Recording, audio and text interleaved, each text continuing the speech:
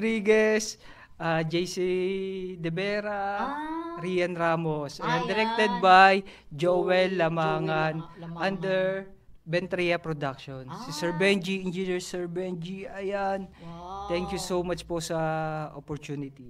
And of course, yung ating, kailan lang po tayo nag-shoot, yung Abner. Ayan. Starring naman si... Ay, dalawang movie mo. Oo. Wow. Sino Si naman yun? Si Abner? Enzo? Oo, si Enzo Pineda. Pineda. Ayan. Uy, sana mag-guess natin sila. Ayun, malay naman natin. Mga kasamahan natin. Shoutout mo naman. Sa akin din, yung movie din na gagawin namin, MMFF, ngayong December. Wow. Wild Boys. Ay! Pa-join. Wild Boys. Na-shoot nyo na? Mag-ano tayo, mag-shoot pa lang ngayon. Okay. End of July and August. Tapos yung isa naman, Binat.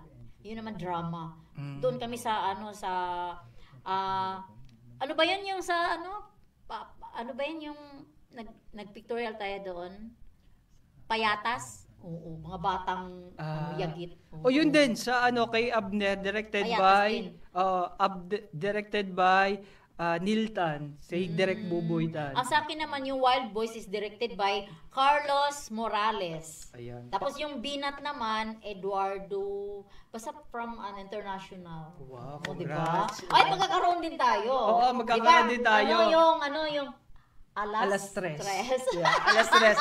Yeah, meron kami Alas Tres po. Oo, may niluluto lang. Niluluto pa po namin. Niluluto lang. Inaantabayanan po namin, hindi pa kumukulo kasi kulang pa po ng putahe. Oo, malay natin maglalagay si Madam ng sibuyas, kamatis, si Madam, ano pangalan ni Madam? Bahala sila Si dyan. Madam, yung sa Okada. Si Madam, si Ma'am Benilyn. Si Ma'am Benilyn. Shoutout pala kay Ma'am Benilyn Amigo Molina. Yung nag-guest tayo sa Okada. Nag-guest tayo sa Okada. Leo Almodal. Masterpiece. Ayan. Yes. Oo, mga gowns, di ba? Oo, grabe. Last time, experience mo ba na doon? Grabe ka, nakipagsabayan ka. Ang experience ko doon, First time mo din, di ba? nagpaana ako pag-uwi. First time mo ba? Sa mga fashion show, oo. Kasi inisip ko, wala na akong pambili. Ba't ako manunod? Wala akong pambili Hindi, actually ako din. First time ko din. Grabe experience. At least, di mo makakalimutan yung first time mo nanood ng fashion show. Kasi ako ang kasama mo. At saka sa buong buhay mo, pag first time, hindi mo makakalimutan. Ay, talaga? Sino yung first time mo? Nakalimutan ko na. Ano ba? Hindi mo makakalimutan. Umayos ka. Oo. Ako, nakalimutan ko rin. Siguro pag hindi magaling. Pag hindi magaling nakakalimutan. Kaya ako, payo ko sa iyo, galingan nyo talaga. Hindi, ako naman pag nasaktan ka na nakakalimutan mo. Pag nasaktan ka. Ako naman kung sino yung pinakamagaling at sino nanakit.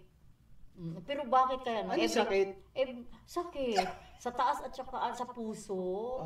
At saka sa yun doon. Somewhere down there. Somewhere down the road. Hindi, apart lang naman sila. Yung mga exes natin, part lang yan ng buhay natin. Kasi sa kanila din naman tayo nagiging stronger eh. Kumbaga sabi nga nila, kasama yan sa kwento ng iyong buhay. Yes. Kwento ng iyong sinusulat na libro. Kasi hindi mo naman alam kung ano yung tama at mali kung hindi ka rin makaka-experience ng mga mali. Ipalagay natin maling tao, pero hindi naman masasabing maling tao dahil binigay, parang bakit mo kinontinue? Alam mo naman na nasasaktan ka or bakit decision mo na yon. So kung hindi mo na kaya, mag-let go ka na, then next, di ba?